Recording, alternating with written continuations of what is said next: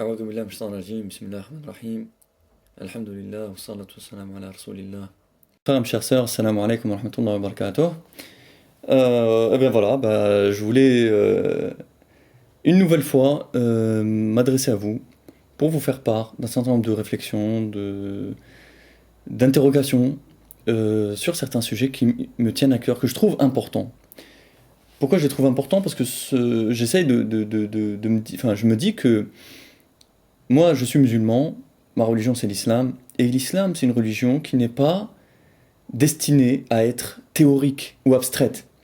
C'est une religion qui est censée au contraire être en phase avec nos vies réelles, nos vies concrètes, c'est-à-dire nous être utiles dans nos vies réelles. Voilà.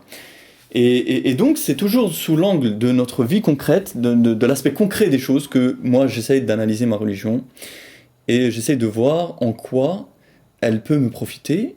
Et lorsque je vois qu'il y a des blocages ou des choses qui ne vont pas, pourquoi est-ce que justement notre religion ne nous profite plus? Pourquoi notre islam ne nous en tant que musulmans, on ne tire plus de profit de notre religion? Voilà. Et donc, un des points, un des sujets, moi, qui me semble très très important, et qui malheureusement, je trouve, en tout cas, que ce point n'est pratiquement pas abordé, ou enfin, en tout cas fortement négligé, c'est celui de la frustration. On va dire la frustration sexuelle et affective, parce que c'est pas que sexuelle, parce qu'on parle de frustration sexuelle, ça tout de suite, les gens s'imaginent donc égal obsédé sexuel, donc non, c'est aussi global, c'est affective, sentimentale et sexuelle, voilà. C'est-à-dire que je constate qu'il y a quand même des millions et des millions de jeunes musulmans qui vivent dans cet état de frustration. Pourquoi? Parce qu'ils sont seuls, ils sont célibataires. Alors, la question qui se pose, on va revenir au départ. L'origine de la chose. Bon, après la période de l'enfance, le garçon comme la fille entre dans la puberté.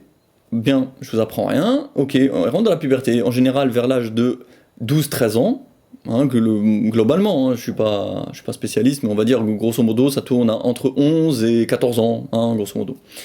Donc le garçon comme la fille, à cette période, ils ont donc évidemment tout un tas de transformations physiques, mais ils ont aussi des transformations psychiques, psychologiques. Et là, un des points les plus importants de cette période de la puberté, c'est la capacité physique de reproduction, qui devient effective. Voilà, c'est-à-dire quand ils sont enfants, les enfants ils ont une capacité de reproduction, on va dire virtuelle, potentielle, voilà. Mais là, à partir de la puberté, elle devient réelle, concrète. À partir de la puberté, un garçon et une fille peuvent se reproduire, grosso modo, je dis se reproduire pour parler en termes biologiques, voilà. Et donc, Allah subhanahu wa ta'ala, qui ne fait pas les choses de façon absurde et incohérente, si il accorde, à partir de cet âge, la capacité physique de reproduction au garçon et à la fille, il leur accorde en même temps, enfin il met en eux en même temps, le désir de le faire, la volonté de le faire. Parce que si on a le désir de quelque chose sans la capacité, bah, ça va pas, c'est incohérent. Si on a la capacité mais sans le désir, pareil, c'est absurde, ça sert à rien. C'est gâché. Donc là, Allah subhanahu wa ta'ala, il nous met à la puberté la capacité de nous reproduire et l'envie de le faire. Et l'envie de le faire, ça s'appelle la pulsion sexuelle. Voilà. Donc, qui évidemment est plus forte, on va dire, peut-être chez les garçons au départ. Donc, la pulsion sexuelle. Alors, est-ce que la pulsion sexuelle est quelque chose de normal, de naturel? La réponse, oui. C'est quelque chose de normal, de naturel, de légitime. Bien. Cette pulsion sexuelle, donc, elle démarre, on va dire, grosso modo, voilà, entre 11 et 13 ans. Voilà, maintenant, je vais parler pour les garçons, parce que, évidemment, c'est le cas que je connais le mieux. Donc, entre 11 et 13 ans, on va dire à 12 ans, moyenne. À partir de 12 ans, le garçon commence à ressentir en lui une envie de femme, une envie sexuelle, voilà. Cette envie-là, elle est parfaitement normale et légitime. Alors, la question qui se pose, c'est que faire face à cette envie? Qu'est-ce qu'il doit faire, ce garçon? Qu'est-ce qui va se passer? Alors, il y a deux solutions. Soit ce garçon se marie immédiatement, son père, il lui trouve une fille, il se marie, et tout va bien, alhamdoulilah, il peut vivre ses pulsions et son envie, et il peut l'assouvir, et là, tout va bien, il est épanoui, équilibré, heureux. Soit, deuxième option, donc parce que la première, évidemment, vous savez aussi bien que moi qu'il n'y a que peut-être un enfant sur 10 000 ou 100 000 qui a cette chance. Mais on va dire dans quasi-totalité des cas, c'est la deuxième option qui existe. Et la deuxième option, c'est quoi? C'est que non, il n'est pas marié, il a personne. Alors là, il y a deux cas de figure. Voilà, dans la deuxième option, il y a encore deux options. Il y a deux cas de figure. Soit il est musulman pratiquant. Enfin, non, au contraire, je vais commencer par l'autre. Soit il n'est pas, donc soit il n'est pas pratiquant, enfin voilà, il n'est pas spécialement très attaché à la religion, lui et sa famille. Et dans ce cas-là, qu'est-ce qu'il va faire? Évidemment, je parle pour quelqu'un qui est en Occident, hein, essentiellement. Mais maintenant, même dans tous les pays, hein, puisque de toute façon, la terre entière est en train de devenir l'Occident. Donc bon. Donc qu'est-ce qui va se passer? Il va se tourner vers les filles qui sont accessibles autour de lui. Ses voisines, ses cousines, et puis surtout ses camarades de classe. Donc on sait très bien comment ça se passe dans les collèges, dans les lycées. Voilà, c'est la chasse aux filles. Grosso modo, le loisir numéro 1, l'activité numéro 1 en dehors de la scolarité, c'est comment conquérir une fille, séduire une fille, et voilà. Bon. Donc au début, évidemment, ça commence par des choses un peu gentilles, des petits flirts, etc. Et puis ça va de plus en plus loin, de plus en plus loin, et puis très rapidement, c'est bon, voilà, la totale, et puis voilà. Donc ça, c'est le cas, faut dire ce qui est, c'est le cas, on va dire, le plus répandu. Bon. Mais il y a la deuxième option, c'est au contraire un musulman pratiquant, qui tient à sa religion et qui veut pas faire ça, parce qu'il sait que c'est haram. Voilà, parce que celui qui assouvit ses pulsions en dehors du mariage, on sait très bien que c'est haram, c'est interdit, c'est un péché. Bien. Donc il y en a qui s'en foutent et qui vont le faire quand même, parce que la pulsion est trop forte, et les freins spirituels qu'ils ont sont trop faibles pour les arrêter, donc ils vont le faire. Et puis les autres, certains, une minorité en vérité, mais on va dire, une minorité de garçons qui va se retenir, parce qu'ils savent que c'est pas bien. Bon, mais eux, qu'est-ce qui va se passer chez eux? Donc là aussi, il y a deux options. Alors, il faut dire la vérité, qu'est-ce qui va se passer? 99% d'entre eux, malgré tout, ils vont se masturber. Voilà, ils vont pratiquer la masturbation. Donc désolé de choquer certains peut-être, mais c'est, à mon avis, ce qui se passe dans 95% des jeunes garçons de 14-15 ans, voilà. Il faut être honnête, il faut voir les choses en face, voilà. Je connais pas beaucoup de jeunes garçons musulmans qui, non seulement vont pas toucher une fille, mais en plus vont même pas se toucher eux-mêmes. Et ils vont rester comme ça, tels des saints ou des grands... des grands waliullah qui vont comme ça rester purs et non, faut être honnête. Et même si c'était le cas, ça serait quand même un mal, parce que voilà, on n'est pas destiné à ça. Donc là ce que je suis en train de faire, c'est pour vous dire donc que cette pulsion sexuelle qui démarre à la puberté, premièrement c'est quelque chose de normal, de naturel, donc on peut pas la condamner et l'incriminer. Deuxièmement, comment est-ce qu'elle va s'exprimer? Eh ben, soit dans le haram, parce que malheureusement les adolescents évidemment sont pas mariés, et donc ils vont, s'ils font ça en dehors du mariage, donc c'est dans le haram, soit à travers des pratiques sexuelles déviantes comme la masturbation, qui est aussi haram. Bon, même si certains savants relativisent ça en disant que c'est permis dans des cas extrêmes, etc. Mais globalement, dans un cas comme dans l'autre, c'est mal, c'est mauvais. Parce que Dieu, Allah subhanahu wa ta'ala, il nous a pas mis sur terre pour ça, il nous a pas mis sur terre pour être frustré. Il n'a pas été conçu que, voilà, on doit... non. C'est pas quelque chose de normal. Et combien de temps ça dure, cette frustration? Surtout, voilà, cet aspect-là, je voulais absolument le soulever parce que on s'en rend pas toujours bien compte. Mais si on fait attention, donc la pulsion, on a dit, elle démarre à 12 ans, grosso modo. L'homme, après, le garçon donc, va grandir. Quand est-ce qu'il se marie? En moyenne, à peu près, quel est l'âge moyen du mariage chez un homme? En moyenne, on va dire, c'est 28-30 ans. 28, 29 ans, 27, 28, 29, grosso modo. Hein, en moyenne, c'est ça. Il y en a, c'est encore plus tard. Bon, en moyenne, on va dire 28 ans. Donc ça démarre à 12, et à 28 ans, il aura sa femme. Ça fait combien, ça? 16 ans. 16 années. C'est énorme. C'est plus de 50% de sa vie. Pendant 16 années, il est dans un état de frustration et de manque. De quelque chose qui pourtant est naturel et légitime. Eh ben non, il n'a pas. Ou alors dans le haram. Donc soit dans le haram, soit frustré. Donc dans les deux cas, il est dans le mal. Il est dans une situation mauvaise. Est-ce que c'est normal? Est-ce que c'est normal? Est-ce que c'est légitime? Est-ce que c'est quelque chose de... Parce que le problème, c'est que j'ai l'impression que dans notre communauté, tout le monde s'en fout, quoi. C'est normal. C'est comme si c'était... c'est comme ça, c'est la vie. Il fait avec, il patiente. Alors, qu'est-ce que les autorités islamiques, elles ont à répondre face à ça? Quand je dis autorités islamiques, c'est les mosquées, les imams, les cheikhs, tous ceux qui interviennent dans le débat islamique, qui donnent des conseils, qui écrivent des bouquins, font des conférences, etc., etc., etc. En gros, qu'est-ce qu'on entend? qu'est-ce que ce jeune-là, il va entendre autour de lui?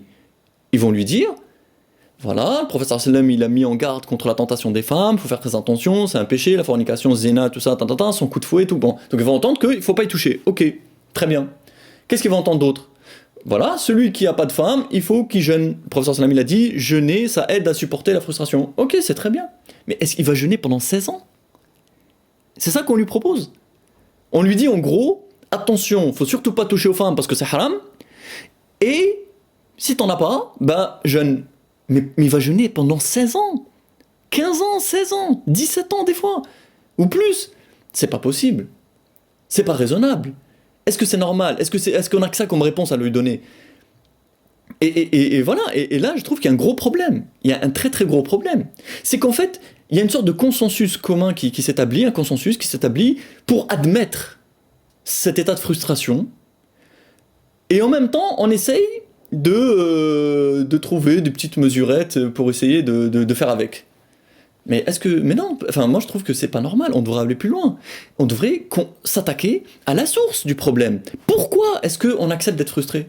Pourquoi est-ce qu'on accepte que, à partir de la puberté, on reste comme ça pendant 10 ans ou 15 ans tout seul? Pourquoi est-ce qu'on accepte ça? Et la réponse, elle est très simple. On accepte ça, et tout le monde accepte ça. Pourquoi? Parce que il y a quelque chose qui s'appelle la scolarité. Parce qu'on nous a inculqué depuis qu'on est né que le plus important dans la vie, entre 5 et 25 ans, c'est les études. Voilà. On nous a dit il faut faire des études. Donc il faut aller à l'école primaire, après le collège, après le lycée, après la fac. Donc en gros, tu termines à 25 ans, 24 ans, 23 ans. Et après, il faut chercher un travail, donc il faut encore galérer un petit peu, faire des stages, des CDD, etc. Après, quand tu as un CDI et que tu as assez d'argent pour louer un appartement, avoir une voiture, à ce moment-là, tu as le droit de te marier. Donc en gros, à 28 ans ou à 30 ans. Donc de 12 ans à 30 ans, tu as une pulsion sexuelle énorme en toi, tu fais avec, tu la gères, t'es frustré, tant pis pour toi, parce que le plus important dans la vie, c'est d'avoir des diplômes, de l'argent et un travail. Moi, ça me semble un peu bizarre. Islamiquement parlant, est-ce que c'est légitime cette vision des choses? Est-ce qu'elle est normale? D'ailleurs, d'où elle est venue cette vision de la vie, ce mode de vie? Parce qu'en fait, le problème, il est là. C'est qu'on a un mode de vie qui est contraire, incompatible avec notre nature profonde, notre nature humaine, même notre nature physique. C'est-à-dire que le mode de vie qu'on a, il ne colle pas à notre nature physique et à la façon dont Allah subhanahu wa ta'ala nous a créés. Est-ce que c'est normal? Et qui nous a donné ce mode de vie? D'où on l'a pris? De l'Occident, des kuffars. C'est eux qui ont fabriqué notre vie. C'est eux qui nous ont mis nos priorités, qui nous ont dit voilà, dans la vie c'est ça la réussite, c'est comme ça qu'il faut faire, c'est comme ça qu'il faut s'organiser, c'est là qu'il faut habiter, c'est comme ça qu'il faut s'habiller. C'est toute notre vie, notre rythme de vie, notre façon de vivre. C'est eux qui nous l'ont mise. C'est eux dans la tête, c'est eux qui nous l'ont inculqué. Et nous on l'a adopté. Mais comme on est musulman, on essaye de trouver des arrangements. Voilà, on essaye de donner une coloration islamique à ce mode de vie. Parce que voilà, on veut pas non plus renoncer à tout, alors on essaye de trouver, de joindre un peu les deux côtés, mais il y a un problème, ça va pas. Ça peut pas tourner rond. Parce qu'en fait, on a une religion qui a des lois, qui a un esprit. Et ces lois et cet esprit sont conçus pour répondre aux besoins de notre vie. Et pour répondre à notre nature. Pour être en harmonie avec ce qu'on est. Et à côté de ça, on a un mode de vie qui est exactement à l'opposé. On a un mode de vie qui est complètement artificiel, complètement décalé par rapport à ce qu'on est et à ce qu'on devrait être. Et alors, donc il y a une contradiction. Il y a une contradiction. Notre religion, elle nous pousse dans une direction, et notre mode de vie nous empêche d'y aller. Donc on essaye, bessif, de force, alors là, les ulama, etc., des temps modernes, c'est ça leur boulot, c'est ça leur job aujourd'hui, c'est d'essayer de trouver le moyen de quand même, malgré tout, rattacher les deux. Et d'essayer de trouver des compatibilités entre les deux. Des compatibilités complètement tirées par les cheveux, complètement bricolées, pour essayer en gros, de vivre à l'occidental, tout en étant pleinement musulman.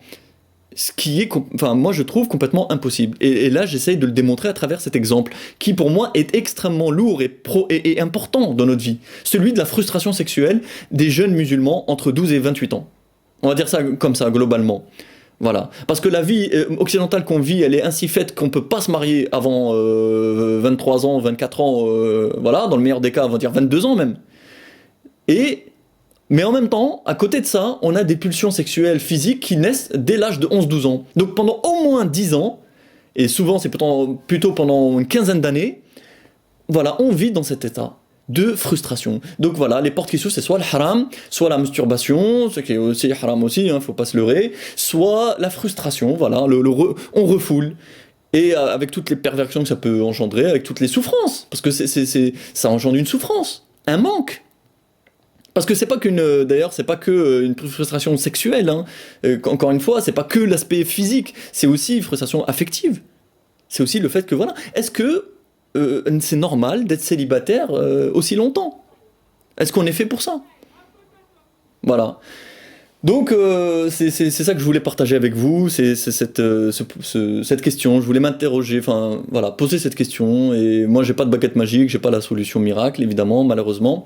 Sinon je serais ravi de l'offrir à tous, mais je l'ai pas non plus. Mais j'essaye voilà, de m'interroger sur ça, sur le fait que notre religion, est-ce que vraiment on a une vie qui nous permet de vivre notre religion réellement, pleinement? Est-ce que finalement on n'est pas à côté de la plaque? On a une religion complètement théorique, mais notre façon de vivre est complètement à l'encontre de cette religion. Et voilà, et on fait avec, on ferme les yeux, voilà, avec un peu d'hypocrisie, un peu voilà, on détourne le regard, on pense à autre chose, ou on fait pas attention. Mais c'est un réel problème. Quand on voit les adolescents, les milliards et les milliards de péchés qu'ils font, voilà, c'est un problème. Est-ce qu'on peut les condamner réellement? Est-ce qu'on peut les condamner? Un jeune musulman de 17 ans qui va coucher avec sa copine de classe ou je sais pas qui. Qui est à condamner? Lui ou le système dans lequel on l'a fait vivre et qui l'empêche d'être épanoui, qui l'empêche de vivre ses pulsions? Voilà. C'est ça que je me pose comme question. Et donc, écoutez, j'espère que Inch'Allah, que j'aurai peut-être des bonnes idées de votre part ou des bonnes réflexions de votre part en retour et comme ça on avancera ensemble, Inch'Allah. En tout cas, merci de m'avoir écouté une fois de plus. Wassalamu alaikum wa rahmatullahi wa barakatuh.